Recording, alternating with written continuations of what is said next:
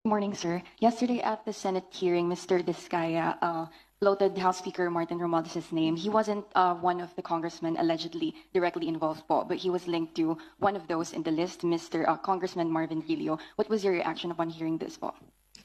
Alam mo, kaming lahat suffer from that, sasabihin, utos ni Presidente, utos ni Secretary, utos ni ganto. Tapos, hindi naman totoo.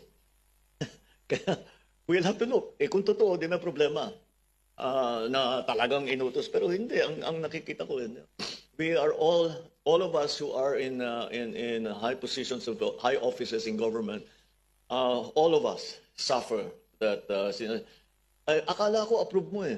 Wala akong alam dyan. Sabi ni ganito, ikaw daw mga nagpa-approve nito. Sabi ko, sasabihin mo, hindi, wala akong alam dyan. Alam naman ninyo yan.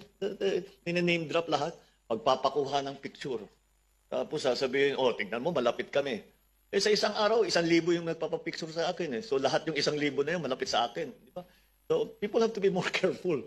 At wag silang masyadong gullible.